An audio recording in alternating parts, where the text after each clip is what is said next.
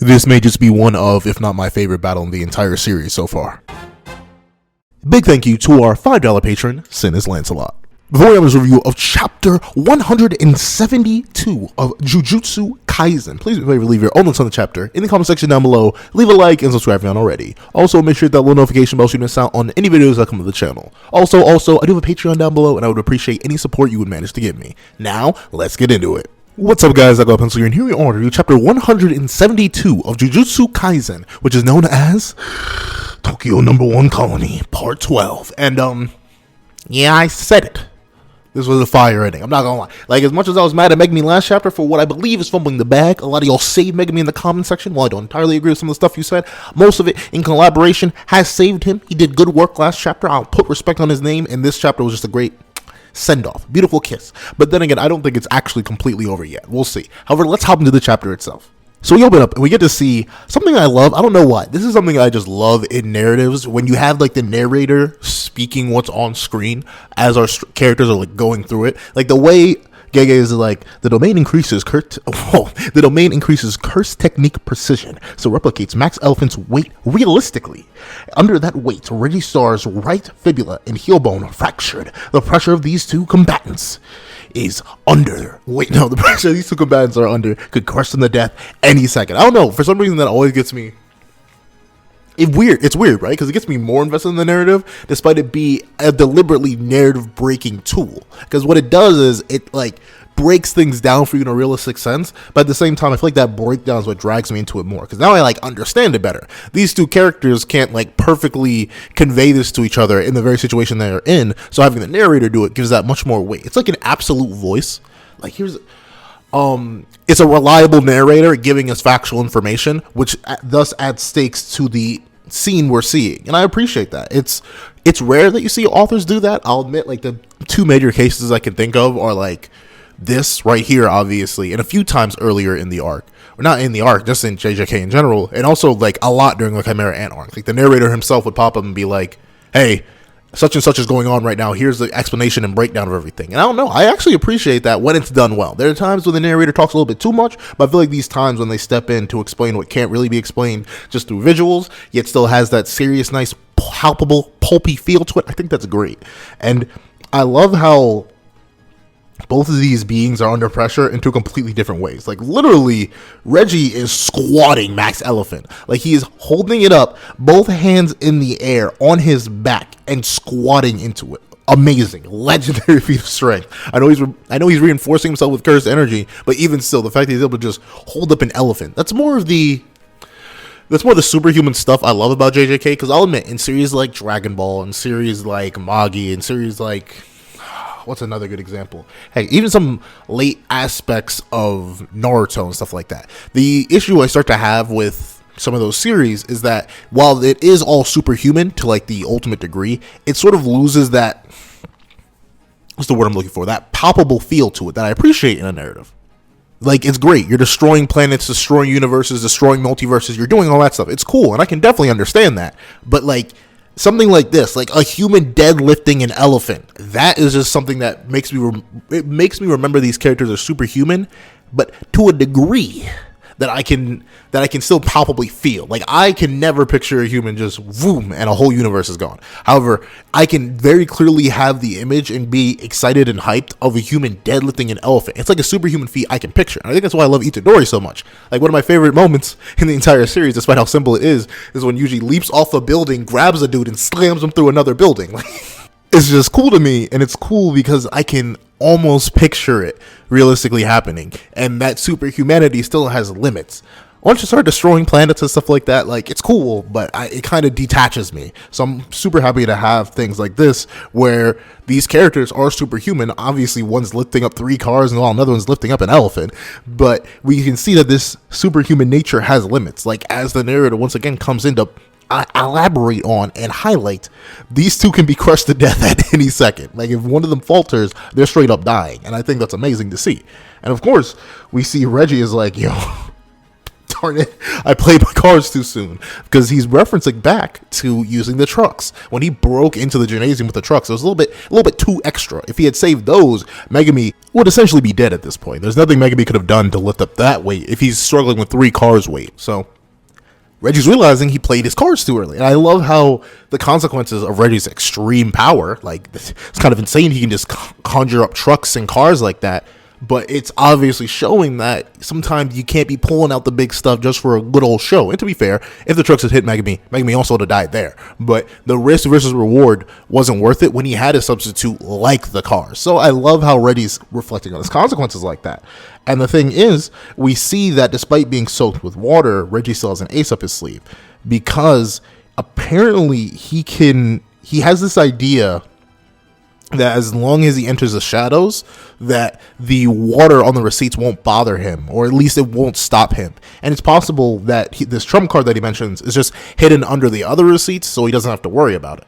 However, the thing is, it means that, at least in Reggie's viewpoint, as he quickly realizes that, wait a minute, if he was so intent, if that was actually a solution, then he would have dispelled his domain already, because he could see that I can spawn things. So he's probably assuming that if I fall into the shadow, that's a GG for him. So I love, this is the quick on the fly thought process that I miss in some other animes where like characters are like actually forced to think through some scenarios rather than just like raw powering through it. Like Reggie is actually weighing consequences here and weighing the fact that he doesn't have all the information. Jujutsu Kaisen is a heavily information-based series where based on how much knowledge you have, you can better act. But Reggie has to go under the assumption now, considering what's been shown to him so far, that wait, it could work out. I could go into his shadow, activate contractual recreation, and kill him.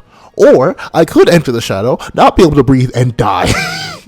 And if he dies, when I go in there, say I can activate contractual obligation, I can't get out.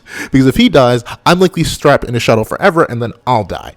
And I love how Reggie's just forced to like take in all this information. He's pondering if it's liquid, he's pondering if it's not, would he be able to breathe, would he be able to float? Like he's missing so much information because he has so little like knowledge or interaction of Megami or his curse technique. And I love how all this information is coming into play against him as much as it was for him based on his assumptions that he made earlier. It's a good counterbalance to make Reggie seem like an overwhelming force, which he was, while at the same time limiting him to the point where someone as dangerous as Megami with a technique like this is just, he's just that dude. He's that dangerous. And I think that's great, because admittedly, one thing I did have a problem with in terms of this fight as a whole is that despite Megami being like a trained Jujutsu sorcerer, since we have no background on Reggie outside of the fact of what we've seen so far, it kind of blew me away that Megami, this dude who was running fades all throughout the entirety of Shibuya and was doing his darn thing, that he was getting like boxed up, packed up like this so badly that he had to resort to his domain against one dude, some rando as far as we know. However, this uncertainty is still what provides Megami that like air of respect and danger that I really, really appreciate. And I like how Reggie, he like in the options between fear of the unknown and fear of death, he decided to avoid the fear of the unknown, which could hypothetically lead to death, and just decide to risk death. Because what he does is he decides to bust out his ace, and he reaches what seems to be like underneath his current layer of receipts and grabs one in particular that was hidden, meaning the ink wasn't wiped off. And once again, it's super impressive that somehow under all the weight of Max Elephant, Reggie managed to hold it up with only one arm and his back. Like, that is crazy. And of course, Megami's like, bro, what you doing right now? And Reggie starts to activate his curse technique, but of course, separating his hand and redirecting his cursed energy to his fingers, likely to activate his technique, likely either distracted him just enough that the reinforcement on his feet wasn't enough to hold up Max Elephant anymore, and that's why he just right in there. But see, that's the interesting thing. I mean, I guess Max Elephant is made of cursed energy, so that means it wouldn't immediately fall into the domain, because notably Max Elephant plops on the domain expansion like it's flat ground. He doesn't sink in there. So it makes me wonder once again, this comes to a question, because if cursed things won't automatically fall in because they're cursed technique, and we know that Reggie was keeping himself out of there by using cursed energy as like a platform to stabilize his feet to not fall in. So does that mean cursed energy is not something that's automatically going to go in? And if so, does that mean Reggie actually like because I thought Reggie's recreations, right? Like out of the cars, out of the trucks, the drone, the motor scooter, like all that. I thought those were made of cursed energy. But just because they were made of cursed energy, that didn't mean they were immune to going in. Or actually, it may just be a Megami thing, right? He may have consciously decided to not let the elephant fall through. So I think it may be that, because it doesn't make sense for the cars to go through when the max elephant, since it's made so perfectly, would have the same weight and plop right into. I think that would have killed Megami, ironically enough.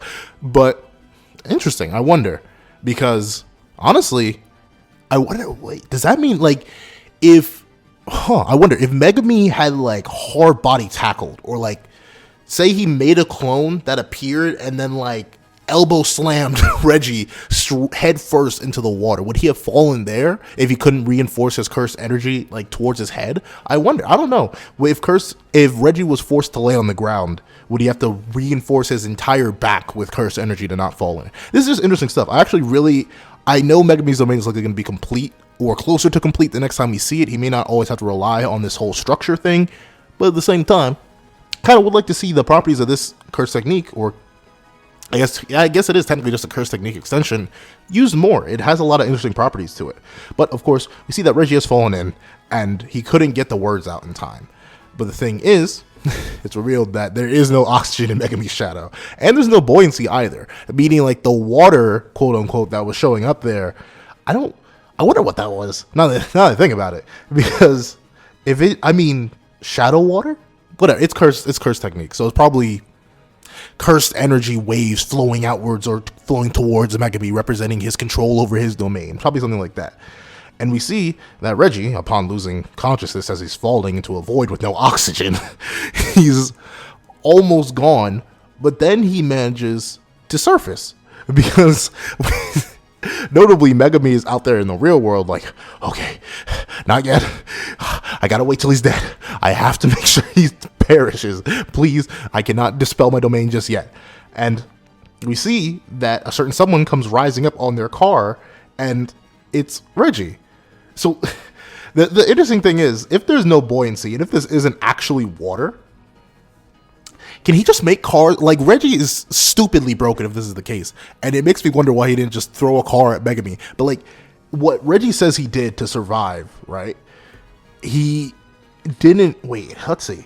Because Reggie explains it. The things I recreate disappear soon after completing my command. I didn't want the cars to disappear, so I didn't give them a command. So he just spawned the cars. He didn't tell them to do anything. But because he didn't give them a command, that means that he could... But that's really luck, especially considering where he fell. That's actually kind of weird. Hold on, let me go back to the last chapter real quick, because unless he could, I wonder how the shadows work. Actually, maybe his positioning was fine. Looking at it, because I'm not sure where he stepped relative to where Max Elephant was dropped. So it's possible. Never mind. I think it may be possible that he was just like directly on top of one of his cars. Because my thing is, like, the car had obviously been falling for a little bit. And if Reggie was losing consciousness that quickly, how did he issue a command, and like how did it rise? Because if it just rose on its own, it didn't drive against anything. Reggie, why are you not throwing flying cars everywhere, bro? That'd be crazy. But I guess that's like a more complicated command. So he just had it rise up. So we know his Shikigami can ignore gravity to a degree. Like, he can make them do things. Like, I think he made knives fly. So I guess it makes sense that he can make cars fly. Man, like, I'm sad Reggie has to go so quickly, because I feel like his curse technique in even better hands than his, because to be fair, he uses his curse technique very, very well. His curse technique in even better hands could be crazy. Like, imagine you like use his curse technique and then do what he does and throw a house at somebody, but the house doesn't just fall, it flies. Like, imagine throwing a whole triple-story house at somebody, because we see that while the one vehicle he used to save himself doesn't register within Megami's shadow anymore, which is why Megami can rise up a little bit in shock at all.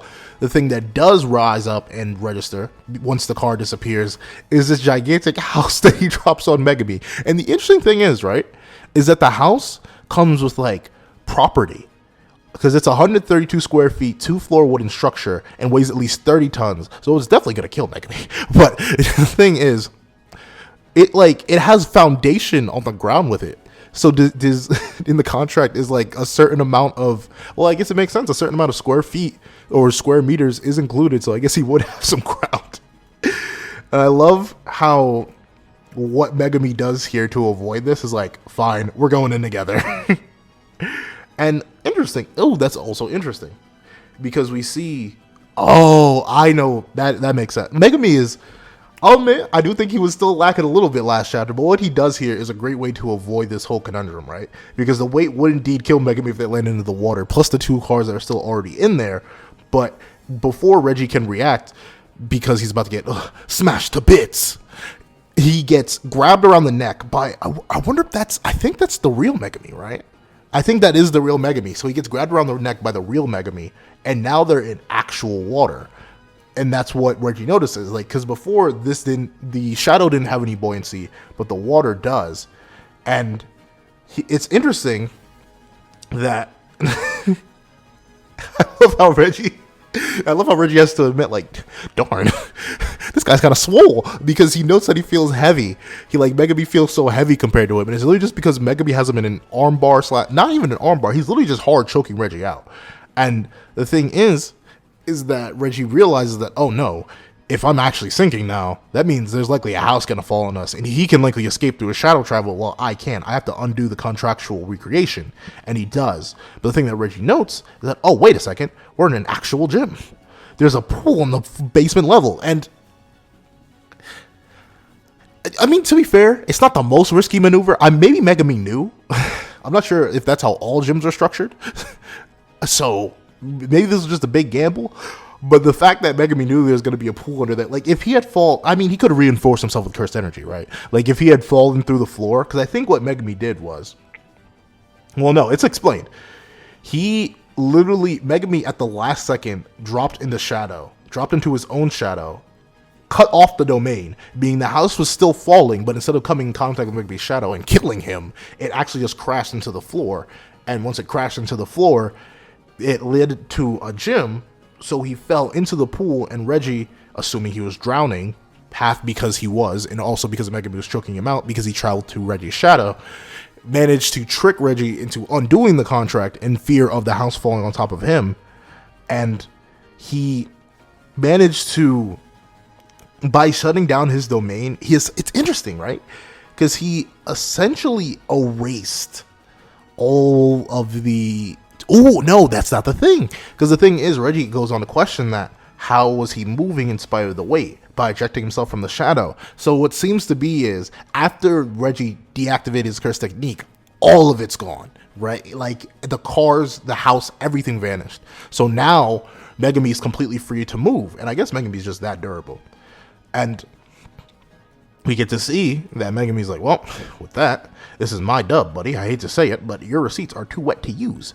And notably, Reggie notes that being soaking wet isn't like the worst thing ever. The receipts won't immediately lose value, but he can't burn them as easily because, of course, they're wet.